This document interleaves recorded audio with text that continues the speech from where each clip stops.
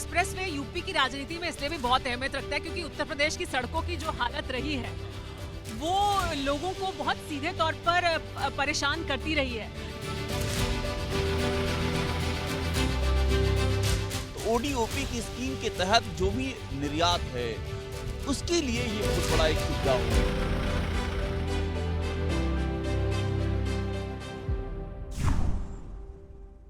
नमस्कार, स्वागत है आपका टीवी9 भारतवर्ष पर। आपके साथ मैं हूं सुमेरा खान और मेरे साथ मौजूद हैं अभिषेक उपाध्याय और हम यहां इस वक्त मौजूद हैं पूर्वांचल एक्सप्रेसवे की शुरुआत जहां से होती है लखनऊ में। वहां पर सिक्योरिटी देखिए किस तरह से है, पीछे यहीं से शुरुआत होती है, यहीं से तमाम लोग आ रहे हैं।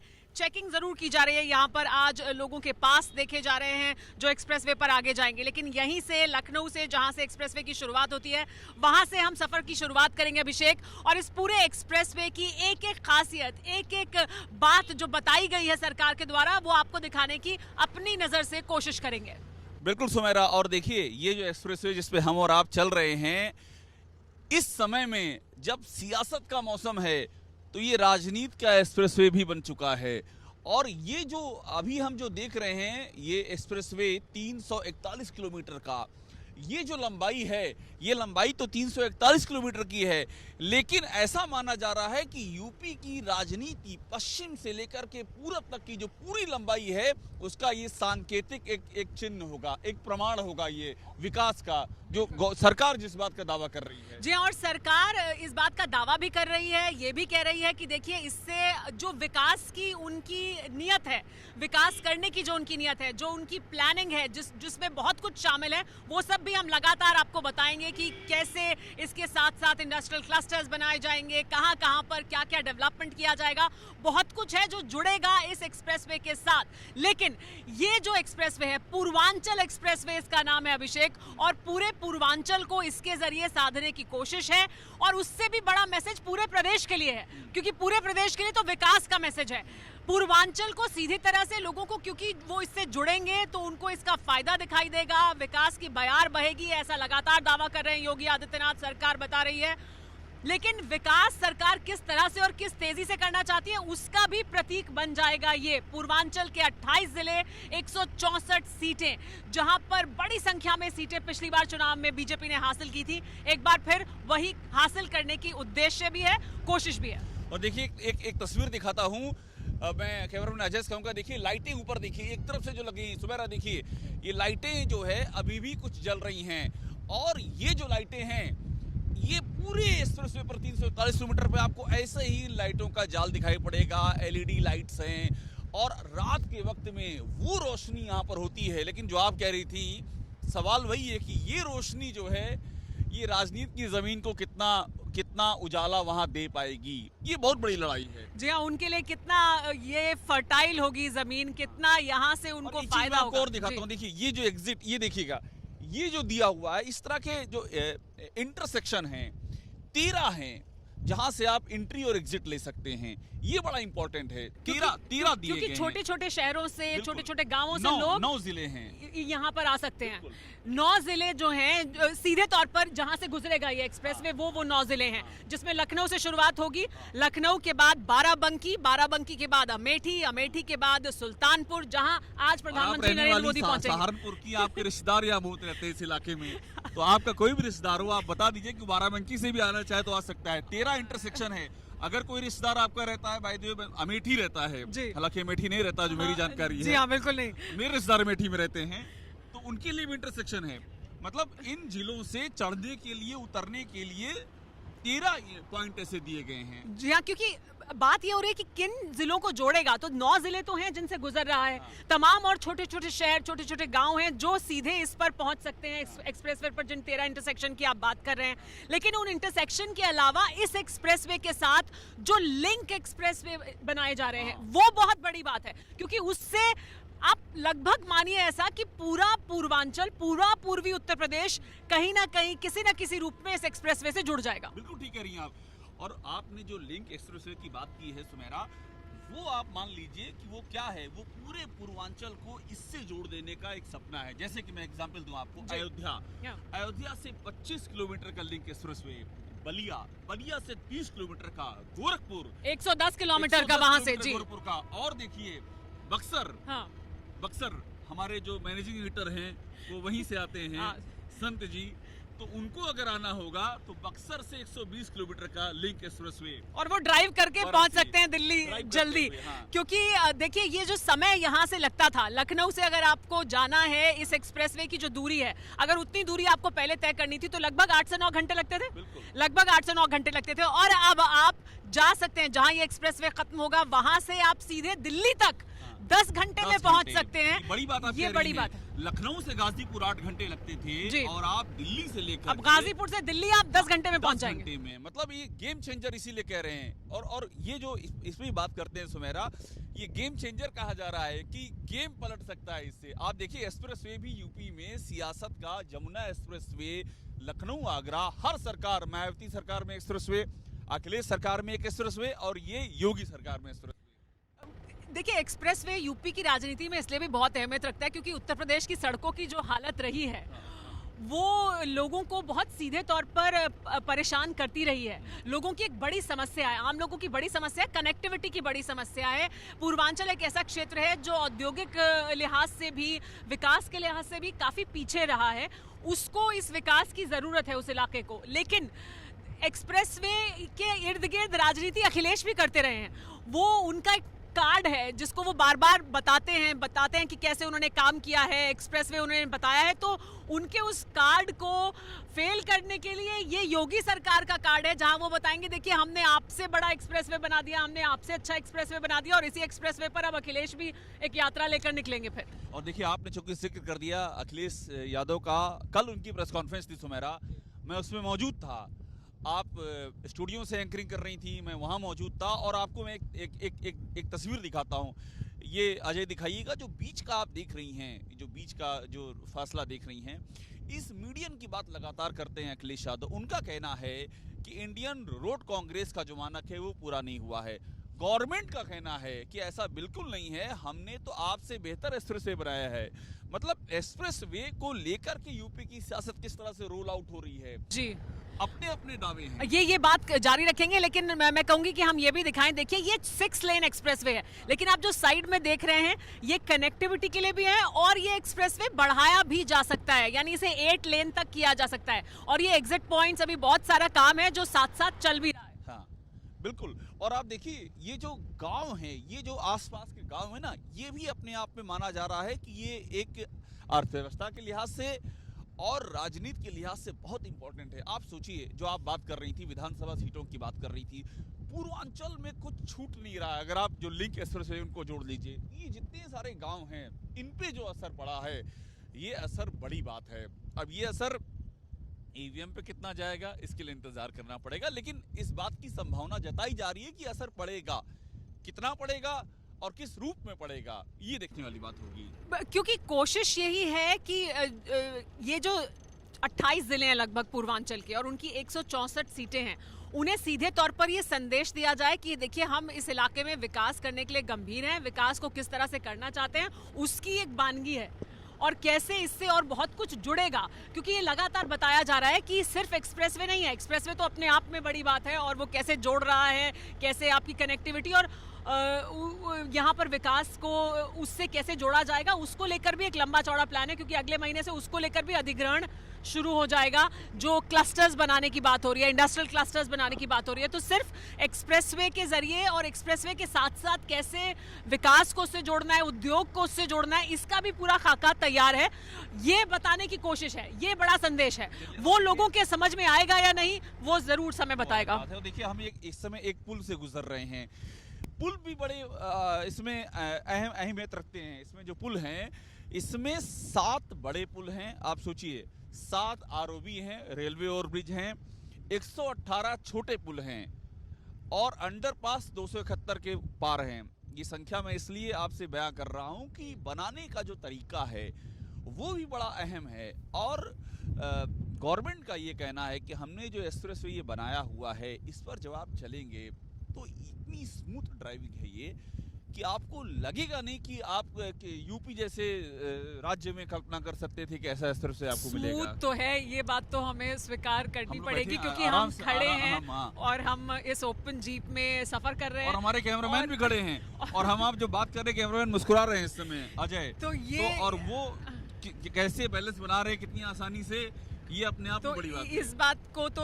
हम इस वक्त एक्सपीरियंस कर रहे हैं, इसका हम तजर्बा ले रहे हैं कि वाकई एक्सप्रेसवे बहुत स्मूथ और बहुत अच्छे से बनाया गया है।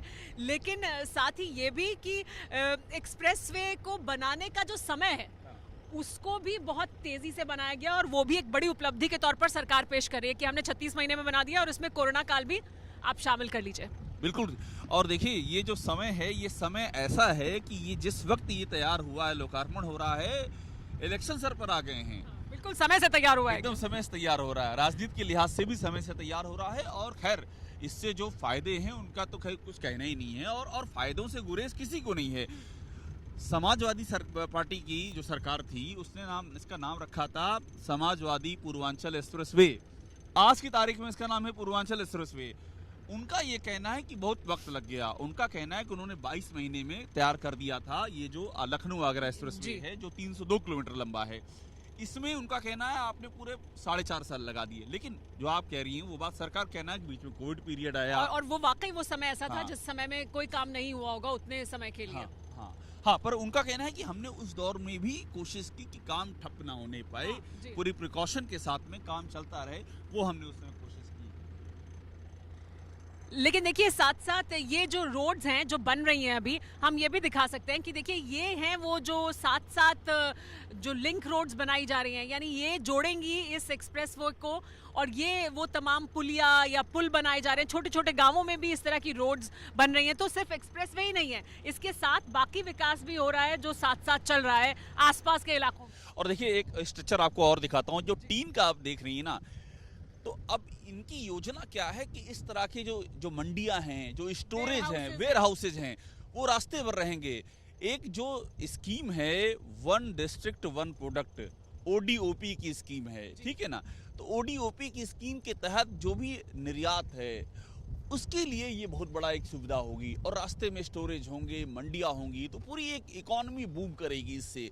जो बातें सामने आ रही हैं, जो बताया जा रहा है सरकार की तरफ से, और जो आपने कहा कि वन डिस्ट्रिक्ट वन प्रोडक्ट, उसके तहत ये भी सरकार ने बताया है, और वो उनका कहना है कि वो इस प्लैंक को लेकर, इस बात को लेकर लोगों के बीच जाएंगे कि देखिए ये हमारी स्कीम है, हर जिले को यानी अलग अलग डेंटल इक्विपमेंट्स हो, एक बार दिखा दें इंस्टीट्यूशंस हो, ये सब बनाए ये जाएंगे। देखिएगा, ये रास्ते जी, पर बोर्ड ये लगे जी, हुए हैं ये पूर्वांचल, ये आप इस तरफ है, जी हाँ। पूर्वांचल एक्सप्रेस से देखिए PM मोदी और CM योगी की तस्वीरें पूरे रास्ते में ये द्वारा लगे हुए राष्ट्र हैं। को समर्पण, प्रधानमंत्री नरेंद्र मोदी द्वारा राष्ट्र को समर्पण किया जाएगा ये एक्सप्रेसवे। और जो हमको देखिए प्रधानमंत्री हमेशा सर्विस- कहते हैं हाँ। कि मैंने ही शिलान्यास किया है, मैं ही लोकार्पण करूंगा। सर्विस रोड देख रही है, देखिए ये जो सर्विस रोड है, ये सर्विस रोड दी गई है सुमेरा, 3.5 मीटर की लंबी सर्विस रोड है, और पूरे ये एक्सप्रेसवे के रास्ते में ये सर्विस रोड दी गई है। क्योंकि सर्विस रोड का मतलब क्या है कि आसपास के गांव के लोग, शहरों के लोग वो एक्सेस कर सकेंगे इसको। और देखिए सर्विस रोड के साथ साथ जहां जहां पर भी देखिए बाड़ भी लगाई गई है, बैरिकेडिंग की गई है, यानी सेफ्टी का बहुत ध्यान रखा गया है। एक्सप्रेसवे तक आने के रास्ते को देखिए किस तरह से साथ साथ जहां जहां भी ये पूरी बैरिकेडिंग भी इस तरह की जा रही है। चलाते हुए हमको दिख रहे हैं स्टूडेंट्स हैं, ये जी बड़ा हाँ। अच्छा दृश्य है सुमेरा, देखिए ये, अरे हाथ हिला रहे हैं। जी हाँ, स्कूली बच्चे क्या दिखाई बात दे रहे हैं, स्कूली और बच्चे हैं, और ये सर्विस लेन का सबसे सदुपयोग यही कर रहे हैं इस समय। अब सर्विस लेन यही मैं उस वक्त कह भी रही थी कि देखिए ये जो रोड्स बनी हैं ये गांवों को जोड़ रही हैं। गांवों में भी उस तरह से छोटी छोटी जगहों पर जहां पर उतनी अच्छी सड़क नहीं थी वो उससे जुड़ रहे हैं, और साथ साथ इस सर्विस लेन की वजह से इसी विकास की बात वो कर रहे हैं कि, और देखिए कैसे इस एक्सप्रेसवे के जरिए ये बड़ा संदेश है कि ये हम करना चाहते हैं, और ये हमारी लंबी प्लानिंग है, कैसे हर जिले में हम एक एक क्लस्टर के तहत विकास करेंगे, ये वेयर हाउसेस बनाएंगे, एक्सपोर्ट यहाँ से आप कर सकते हो, और दिल्ली से सीधे आप जुड़ जाएंगे, दिल्ली नोएडा से जुड़ जाएंगे, यानी जो विकास उस तरफ हो रहा है पश्चिम और पूरब को भी जोड़ेगा। ये भी बड़ी बात है जो आप कह रहे थे कि मैं हूँ पश्चिम उत्तर प्रदेश से, लेकिन देखिए ये उत्तर प्रदेश में पूर्वी उत्तर प्रदेश को पश्चिमी उत्तर प्रदेश से भी जोड़ेगा, उसके लिए भी एक बड़ा ये कनेक्टिविटी का साधन होगा। तीनों जुड़ेंगे, मतलब जो यमुना एक्सप्रेसवे है वो हो गया, और उसका कनेक्शन होगा आगरा लखनऊ एक्सप्रेसवे से और उसका कनेक्शन होगा पूर्वांचल एक्सप्रेसवे से। यानी कि आप दिल्ली से आइए नोएडा और नोएडा से आप पकड़िए यमुना एक्सप्रेसवे, सीधे आप गाजीपुर में रुकेंगे। गाजीपुर यानी कि राही मासूम रजा की जो सरजमी, और राही मासूम रजा से आप भी परिचित हैं, हम भी परिचित हैं। तो अब इस लिहाज से भी बहुत सारी चीज़ें याद आती हैं कि ये जो अदब के शहर हैं, किनारे किनारे बसे हुए हैं, तो वो भी एक बहुत ही अपने आप में एक आनंद देने वाली बात है। मैं अभी लगातार देख रही हूँ जो ये पोस्टर्स लगे हैं और सरकार का, यूपी सरकार का स्लोगन भी है ये, सोच ईमानदार काम दमदार। हाँ। तो ये दमदार काम का नमूना सरकार की तरफ से पेश किया गया है, क्योंकि ये योगी आदित्यनाथ का एक बहुत ही महत्वाकांक्षी प्रोजेक्ट रहा है और वो उनके कार्यकाल में वो पूरा कर कर उसको सामने रख रहे हैं। तो वो जो सोच ईमानदार काम दमदार काम का ये नमूना है, क्या माना जा सकता है क्या? यही दोनों बातें हैं। अखिलेश यादव के दौर में भी उनका सबसे बड़ा जो पिच पॉइंट था वो उनका एक्सप्रेसवे ही था, लखनऊ और आगरा के बीच में जो एक्सप्रेसवे उन्होंने बनाया था। अब बड़ी बात ये है ना कि जो हमको यहाँ की जानकारी है उसके बता रहे हैं कि ये अद्भुत कहानी है। जब अखिलेश यादव वो एक्सप्रेसवे बनवा रहे थे तो जिस तरह से वो पर्सनली इन्वॉल्व थे, वो फेज भी हमने देखा है। अखिलेश यादव यूपीडा अथॉरिटी है जिसने ये बनाया है, जिसने वो बनाया है, यूपीडा के अधिकारियों साथ में अखिलेश यादव का इन्वॉल्वमेंट, यहाँ पर भी योगी सरकार का इन्वॉल्वमेंट। तो कुछ मामलों में ये समझ में आता है कि एक्सप्रेसवे जब बनाने की बारी आती है तो दोनों मुख्यमंत्री बहुत बुरी तरह इन्वॉल्व थे और दोनों ये चाह रहे थे कि समय से बन जाए। वो भी उस समय बना जब इलेक्शन सर पर थे, 2017 की बात है, और ये भी तब बना है जब इलेक्शन सर पर हैं। लेकिन उसका तो फायदा नहीं हो पाया था अखिलेश यादव जी को। ये उसका ही नहीं, ये बड़ी दिलचस्प कहानी है। यमुना एक्सप्रेसवे का फायदा नहीं हो पाया था जो मायावती ने बनवाया था, उसका भी फायदा नहीं हो पाया था। और फिर उसके बाद फायदा नहीं हो पाया, आगरा लखनऊ का भी नहीं हो पाया। इसका होता है कि नहीं, ये ऊपर वाला या जनता बताएगा और जनता जानती है। क्योंकि सरकार तो इसे अपने उपलब्धि के तौर पर ही पेश कर रही है। ये कुछ उसी तरह से है, नोएडा नहीं आते थे मुख्यमंत्री, वही मैं कह रहा था, उसी तरह से है। ये नोएडा वाली कहानी है पूरी। तो नोएडा का जो जिसे जिंक्स कहते हैं वो इस बार टूटेगा कि नहीं, क्योंकि योगी जी कई बार नोएडा गए हैं और योगी जी ने कहा है कि वो इसमें विश्वास नहीं करते हैं। हाँ। और वो अपने काम पर विश्वास करते हैं, तो उन्होंने उस जिंक्स को तोड़ने की कोशिश की है। हाँ। नोएडा वो बहुत बार गए हैं। अब देखते हैं कि ये जो जिंक्स है जो बाकी मुख्यमंत्रियों के साथ रहा है, वो क्या उनके साथ रहता है या नहीं है। ये भी बहुत समय अब नहीं है, पता लग ही जाएगा कुछ समय बाद, लोग जब ईवीएम पर बटन दबाएंगे जी। और देखिए एक बड़ी बात और है जो आप बात कर रही थी, इंडस्ट्रियल क्लस्टर की आप बात। देखिए यहाँ कुछ लड़कियां भी हमें स्कूल जाने वाली बच्चियां भी दिखाई दे रही हैं साइकिल पर। हाँ, और जो भी हमको जाते हुए दिख रहा है सब बड़ी ही हैरत भरी नजरों से देख रहे हैं इस एक्सप्रेसवे को। उनको भी आनंद आ रहा है कि बगल में उनकी ये क्या बन गया है, जिससे कि बहुत सारी उम्मीदें जुड़ गई हैं। और देखिए जो 6 इंडस्ट्रियल हब की आप बात कर रही थी, उसके लिए क्या होगा, 12 जिलों से 9,279 हेक्टेयर वो जमीन का अधिग्रहण होगा। और उसमें क्या बनेगा, उसमें जैसे मान लीजिए आपकी रासायनिक उद्योग हो गए, खाद्य एवं प्रसंस्करण उद्योग हो गए, मतलब एक पूरा इंडस्ट्रियल हब बन जाएगा। अगर ये जमीन पे आकार ले सका तो ये बहुत ही महत्वाकांक्षी योजना है। जी हाँ, क्योंकि बताया यही जा रहा है कि अलग अलग ज़िलों को चिन्हित किया गया है। जैसे आपने बताया कि उसमें डेंटल इक्विपमेंट्स, डेंटलिस्ट्री से जुड़े हुए या फिर इंस्टीट्यूशंस बनाए जाएंगे, कॉलेजेस बनाए जाएंगे, बड़े बड़े इंस्टीट्यूट्स बनाए जाएंगे और उनको जोड़ा जाएगा। और फिर यहाँ से व्यापार ताकि बढ़े, यहाँ से विकास और अर्थव्यवस्था को, उत्तर प्रदेश की और ख़ासतौर पर पूर्वांचल की अर्थव्यवस्था को उसका फ़ायदा मिले, इसकी कोशिश की जाएगी। लेकिन जब हम बात कर रहे हैं सियासत की, तो ये जो ज़िले हैं जिनसे हम गुजर रहे हैं, ये तो सीधे तौर पर प्रभावित हैं। ये 9 ज़िले तो सीधे तौर पर प्रभावित हैं। इन ज़िलों पर भी खास फोकस है, पूर्वांचल पर भी खास फोकस है, बीजेपी का भी और समाजवादी पार्टी का भी। तो ये इस वक्त इन दोनों पार्टियों के बीच भी ये सत्ता की संघर्ष का केंद्र बना हुआ है पूर्वांचल। चाहे वो गठबंधन अलग अलग दलों से जैसे वो कर रहे हैं, अखिलेश यादव ने ओम प्रकाश राजभर के साथ गठबंधन किया हो या निषाद पार्टी के साथ बीजेपी ने गठबंधन किया हो, उनके प्रभाव का क्षेत्र भी यही क्षेत्र है जहां से एक्सप्रेसवे गुजर रहा है। मैं तो कहूँगा सुमेरा, इस समय सारा फोकस पूर्वांचल पर है। पश्चिम तो अभी शुरू ही नहीं हुआ है। अभी मैं 2 दिन पहले कुशीनगर में था, अखिलेश यादव की रथ यात्रा थी। अखिलेश यादव पूरा फोकस वहाँ किए हुए हैं।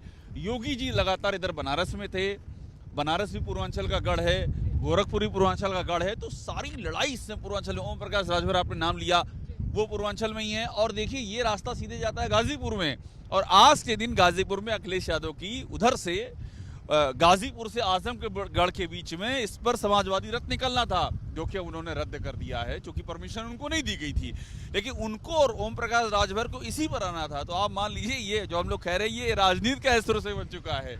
और अखिलेश यादव ने अब जो परिवर्तन किया अपने शेड्यूल में, उन्हें पहले लखनऊ तक नहीं जाना था, लेकिन अब वो जब इस एक्सप्रेसवे पर चलेंगे तो वो गाजीपुर से लखनऊ तक जाएंगे। यानी इस एक्सप्रेसवे पर वो भी अपनी राजनीति को साधने के लिए चलेंगे और यहीं से अटैक करेंगे बीजेपी पर। तो ये राजनीति के केंद्र में रहेगा, पूर्वांचल राजनीति के केंद्र में, क्योंकि ये कहा भी जाता है उत्तर प्रदेश में अगर आपको सत्ता तक पहुंचना है तो पूर्वांचल को साधने की जरूरत तो पड़ेगी। और वो लग रहा है कि ये दोनों दल इस वक्त पूरे जोर शोर के साथ कर रहे हैं, बीजेपी भी और समाजवादी पार्टी भी। और वो आज भी दिख रहा है, क्योंकि देखिए आज प्रधानमंत्री नरेंद्र मोदी यहाँ सुल्तानपुर में होंगे, तो गाजीपुर में आज अखिलेश यादव मौजूद हैं। आज होना था, जी हाँ, अब मतलब, रद्द कर दिया रद्द कर दिया, कल से और वो एक शुरू चीज करेंगे। आपको और दिखाता हूँ, देखिए ये जो पौधे लगे हुए हैं ये पोल्यूशन के लिए बड़े अच्छे इंतजाम किए गए हैं। एक तरफ से आपको ये पौधे दिखाई पड़ेंगे, इसके अलावा दोनों तरफ एक्सप्रेसवे के किनारे की तरफ जो एम्बैंकमेंट है वहां भी इस तरह के पौधे हैं। और पौधे भी क्या क्या है, देखिए पर्यावरण की हम बात कर रहे हैं, पीपल है, नीम है। आपको अपने बगीचे की याद आएगी, आपका जो सहारनपुर का बगीचा है, आम बहुत ज्यादा है उसमें मेरे ख्याल से हैं। हर आम के सीजन में वो आनंद मिलता है हम लोग को वहाँ सहारनपुर के आमों का। तो आम है, पाकड़ है, पीपल है, नीम, बरगद, ये सब इसमें लगाए जाएंगे। आमतौर पर एक्सप्रेसवे पर इस तरह के पेड़ नहीं लगाए जाते हैं। हाँ, ये लगाए जा रहे हैं, ये सब लगाए जा रहे हैं। ये बदलाव है यहाँ पर। हाँ। अच्छा, ये जो बीच में डिवाइडर है इसको लेकर भी बहुत राजनीति हो रही है ना। Exactly. इसका इसी के मीडियन को लेकर के हो रही है। मीडियन को कि लेकर इसकी बहुत राजनीति है। जो इसकी चौड़ाई है वो कितनी आपने मानक के मुताबिक रखी है कि नहीं रखी है। और अखिलेश यादव जब इस पर आएंगे, जो अभी आप बता रही थी, तो हो सकता है वो इसको फिर से दिखाएं। वो जब भी इस पे आ रहे हैं इसकी खामियां दिखा रहे हैं कि इसमें ये कमी है। लेकिन वो जाहिर सी बात है, वो अपनी राजनीति करेंगे, सरकार अपनी बात सामने रखेगी। ये जो एक्सप्रेसवे है उसके साथ साथ जो ये बात हो रही है कि हम अधिग्रहण करेंगे, हम इंडस्ट्रियल हब बनाएंगे और उसको इससे जोड़ेंगे, उससे पूर्वांचल कितना प्रभावित होता है, वो कितना बड़ा मुद्दा है। विकास, नौकरी आएगी, उद्योग लगेंगे, क्या उसकी उम्मीद जगेगी इस एक्सप्रेसवे के जरिए कि हाँ ये भी होगा तेजी से? और वो कितना बड़ा मुद्दा है, विकास का मुद्दा इस इलाके के लिए? देखिए पूर्वांचल के लिए तो बड़ा मुद्दा है, इसलिए बड़ा मुद्दा है कि पूर्वांचल में अभी आप जैसे जैसे यहाँ से बनारस की ओर आगे बढ़ेंगी आपको अलग अलग तरह के उद्योग दिखाई पड़ेंगे आपको। तो उसमें इस तरह का वहाँ समस्या यही आती है कि उसको कनेक्ट कैसे किया जाए, उसको दिल्ली से कैसे कनेक्ट किया जाए। दिल्ली के बाहर एक्सपोर्ट की बात आती है तो उसमें ये एक बड़ा असर होगा। लेकिन अभी जो हम बात कर रहे हैं, वो जो आपने बात छिड़ी थी कि 9 जिलों की जो विधानसभा सीटें हैं, सबसे बड़ा अभी हम रास्ते में आ रहे थे तो हमने वो मलाई बंद खाया था, यहाँ का जो मशहूर है।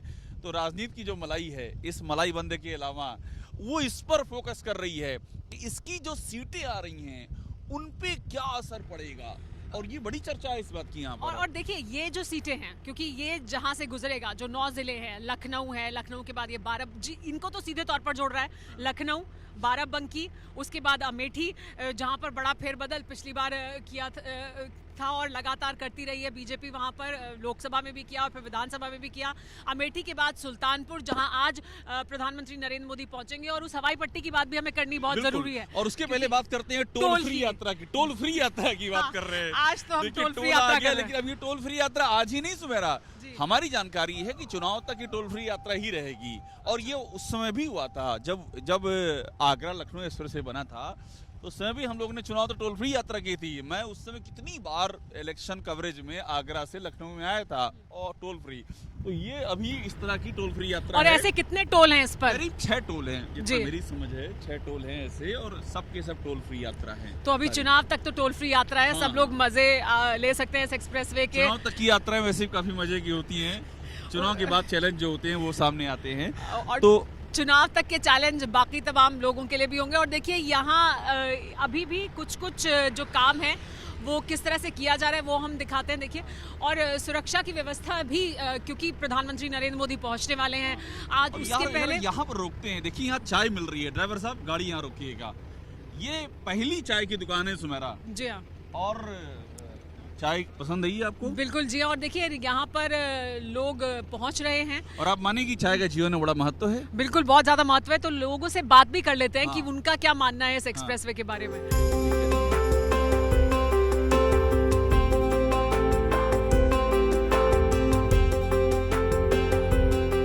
तो अभिषेक, चाय की दुकान तक तो पहुंच चुके हैं हम। ये पहली चाय की दुकान पहली चाय की दुकान है एक्सप्रेसवे पर। और चाय के साथ जब आप यहाँ चाय पीजिए तो जोरदार शब्द का प्रयोग करना जरूरी, वरना ये नाराज हो जाएंगे। ये जो दुकान के चला रहे हैं जोरदार चाय कहते हैं, सही कह रहा हूँ ना? तो जोरदार आना चाय शुरू हो गया लोगों का? लोगों का आना शुरू हो गया है। यहाँ पे जो भी ड्राइवर निकल रहे हैं उनकी सुविधा के लिए हमारे प्रमुख सचिव ने, सीओ साहब ने ये सुविधा करवाई है। हमने सुना है कि ये चाय फ्री वाली है। ये फ्री है, निशुल्क है, साहब का आदेश है, तो यहाँ पे निशुल्क दी जा आज रही भर है। के लिए है? नहीं, आज भर के है। अभी आदेश जब तक रहेगा साहब का, जब तक निशुल्क मिलती रहेगी सबके लिए। तो यहाँ पर लोग आ रहे हैं, आना शुरू कर दिए हैं? हाँ, यहाँ पे आने लगे हैं सब लोग और जा रहे हैं। अभी ट्रैफिक कम है। कोट वोट पहन के टाइट हैं तमाम। सब टाइट है, सब पूरे। तो आप यहीं से समर्थन अपना देंगे? समर्थन दे रहे हैं और यहाँ पे जो भी हम तो आदेश का पालन कर रहे हैं अपने आप विभाग वैसे का। आप रहने वाले कहाँ के? हम यही लखनऊ के हैं। लखनऊ के जी, ही हैं। जी। तो कितना फर्क पड़ेगा यहाँ से, ये एक्सप्रेसवे बनने से इस पूरे इलाके में? यहाँ पे फायदा काफी कितना होगा? काफी यहाँ पे सुविधा हो गई है। आगरा एक्सप्रेस हाईवे से लोग आते हैं और जो दूरी थी 10 घंटे की, अब वो 3 घंटे में हम जा सकेंगे गाजीपुर। 3-4 घंटे लगेंगे। मतलब थम्सअप की अगर 3 बोतलें ले लें तो पहुंच जाएंगे गाजीपुर पीते। बिल्कुल बिल्कुल बिल्कुल पहुँच जाएंगे। थम्सअप पे गाजीपुर क्यों भाई साहब? जी जी। एक चाय आप यहाँ पीजिए। गाजीपुर में भी सुविधा करवा रखी है। अच्छा, वहाँ भी आपने करवा भी, दी है। हाँ, गाजीपुर तो एक टोल चाय पे, यहाँ पे, हैदरिया पे अगली भी चाय हम- वहाँ पीजिए, अगली चाय गाजीपुर वहाँ में। पे पीजिए। अच्छा, परिवार उधर भी इधर से जाता हुआ दिखाई पड़ा? फैमिली लेकर के लोग गए कोई इधर अभी तक? सभी लोग जानते हैं। जा रहे हैं? जी जी। फैमिली जाना शुरू कर दी? हाँ, जाना शुरू कर दिया फैमिली अच्छा। से लोग। हाँ जी। वाह, ये देखिए बड़ी बात बता रहे हैं, फैमिली भी जाना शुरू हो गई यहाँ तो से। लोगों ने, जाहिर सी बात है, लोगों ने इस्तेमाल, तो कब से इंतजार है लोगों को था कि ये ये जो एक्सप्रेसवे चाय बना रहे बनेगा। हैं, कुछ बोल नहीं रहे, इनसे जरा कुछ बोलवा हाँ, लो। इनसे भी बोल। आप कहाँ के रहने वाले हैं? मलियाबाद के। मलियाबाद के। तो मलियाबाद जाने में भी आसानी होगी क्या इससे? आसानी हो जाएगी, कैसे? गाड़ी से जाएंगे। इतने गुस्से में क्यों दिख रहे हो? मुस्कुरा तो दो। यहाँ से कहाँ जाओगे? यहाँ से मलियाबाद जाने के लिए किस रास्ते का इस्तेमाल करोगे? पटौली होते हुए जाएंगे। अच्छा, और फर्क पड़ेगा? कुछ फर्क पड़ेगा? सड़क पड़ेगा, कितना? जल्दी पहुंच जाएंगे। तो दिन भर में कितना भगोना चाय खत्म हो जा रही है इस समय? इस समय तो भी ज़्यादा नहीं खर्च हो रही, अच्छा, और कुछ दिन बाद क्या होगा? खर्च हो जाएगी। खर्च हो जाएगी। कितनी उम्मीद है तुम्हें, कितनी हो जाएगी तब? 40 लीटर भी हो जाएगा। कितना? अभी हमारा जो आगरा एक्सप्रेस हाईवे है वहाँ पे कम से कम 1 कुंटल दूध निकल जाता है। अच्छा, वहाँ भी आपका है? हाँ, वहाँ पे भी हमारा है, हम ही देख रहे हैं वहाँ पे। और विभाग में भी हाईवे पे चाय का साम्राज्य चलता है आपका पूरा? हाँ, चाय अब सेवा के- कर रहे हैं पब्लिक की हम। तो यहाँ कितना निकल जाएगा दूध? यहाँ पे अब देखिए ट्रैफिक है, ट्रैफिक खुलेगा, अब कल से खुलेगा, आज हो जाएगा। कारोबार का हिसाब बता रहे हैं पूरा ये। हाँ, बिल्कुल। और ट्रैफिक कल से ये खुलेगा। ये अपने तो कारोबार का हिसाब बता रहे हैं, और- और जो राजनीति का कारोबार है उसके लिए भी बहुत अहमियत है इस चाय एक्सप्रेसवे के की। लिए बहुत शुक्रिया आपका। बहुत शुक्रिया। फिर मुलाकात होगी जल्दी ही। तो राजनीति का जो कारोबार है, राजनीति और वोट की जो राजनीति है, उसके लिए भी इस एक्सप्रेसवे की अहमियत बहुत ज्यादा है, और इसी वजह से इसको उसी तरह से लोगों के सामने पेश भी किया जा रहा है। रोशनी देखिए ना, ये लाइट्स देखिए, अभी भी ये सब जल रही हैं। मतलब ये जो दृश्य है रात में अद्भुत होगा जब आप रात में ट्रैवल करेंगे, इससे जो लाइट्स लगी हुई हैं। जी, और ये कई पूरे इलाके में अभी तक तो हमने जहां तक देखा एक्सप्रेसवे, उस पर ये लाइट्स हर जगह हैं। हाँ। उसी तरह से पूरा रोशन किया गया है। तो आप चाय पीते हुए वापस यात्रा पर निकलते हैं। जी हाँ, और एक्सप्रेसवे का आगे का हिस्सा दिखाते हैं। ये पहला टोल है जहां पर हम अब पहुंचे थे, लेकिन इस टोल के बाद हम आगे का रुख कर रहे हैं। हमें पहुंचना वहीं तक है, यानी सुल्तानपुर तक, जहां पहुंचने वाले हैं प्रधानमंत्री और नरेंद्र अब मोदी। हवाई पट्टी की बातें और उस की जाएगी, हाँ, जी हाँ, लेकिन हवा से बातें करते हुए की जाएंगी। जी हाँ, बिल्कुल, यही मैं भी कहने वाली थी कि अब उस हवाई पट्टी की बात भी करते हैं। उसकी खासियत क्या है और हाँ। कैसे उत्तर प्रदेश इकलौता देश का प्रदेश बन गया है। कुछ खासियत है उस हवाई बिल्कुल, पट्टी की, हाँ। जिसकी वजह से। लेकिन हवा में बातें करते हुए ये सब जी बातें हाँ, हवा होंगी। पे बातें करते हुए चलते आइए। अभिषेक, इस पर एक्सप्रेसवे पर फिर वापस शुरुआत करें उससे पहले ये पेट्रोल टीम की कार भी दिखा देते हैं। ऐसी पेट्रोल टीम की कार लगातार इस पर गश्त कर रही है। यूपी एडा की ये डेवलपमेंट अथॉरिटी की पेट्रोल टीम है, और ये तमाम लोग हैं जो यहाँ आ जाइएगा। तो आपकी बड़ी जिम्मेदारी है पेट्रोल रखने की और इस एक्सप्रेसवे पर नजर रखने की। जी जी मैम जी, मेन चीज़ सबसे बड़ी चीज़ किसी प्रकार की दुर्घटना ना हो, या कोई जो हमारी जिम्मेदारी दी गई है उसको हम देख रहे हैं। किसी प्रकार का कोई भी आवागमन ठप ना हो। आवागमन चलता रहना चाहिए।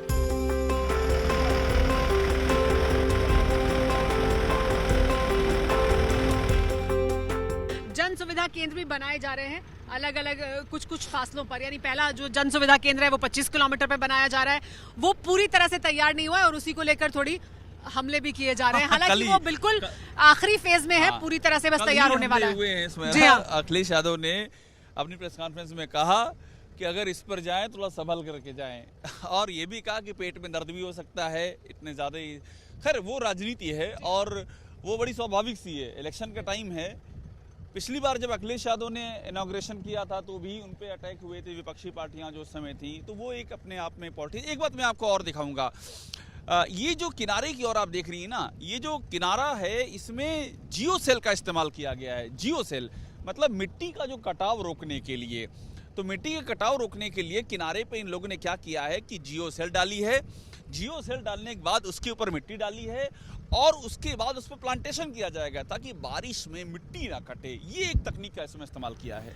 वो जिस तकनीक की आप बात कर रहे थे कि खास तौर पर जो कंस्ट्रक्शन है जिस तरह से किया गया उसको भी ज्यादा समय तक मेंटेन रहे, बिल्कुल, और मेंटेनेंस में उतना ज्यादा नुकसान ना हो एक्सप्रेसवे को, इस तमाम बातों का भी ध्यान रखा गया है। और हम लगातार ये देख रहे हैं कि जो सर्विस लेन्स हैं उनको भी बहुत अच्छे से बनाया जा रहा है और उसका काम लगातार चल रहा है। ज्यादातर बन चुकी हैं लेकिन काफी जगहों पर वो काम हो रहा है, वो अभी भी दिख रहा है। जी, आपने जो बात की वो बड़ी महत्वपूर्ण बात है कि युद्ध की स्थिति में, आपदा की स्थिति में ये जो इस तरह के एक्सप्रेसवे हैं उन पर लैंडिंग की तैयारी अलग अलग जगहों पर देश में की जा रही है, क्योंकि कभी भी कोई ऐसी इमरजेंसी हो सकती है तो वो दिखाया जाएगा।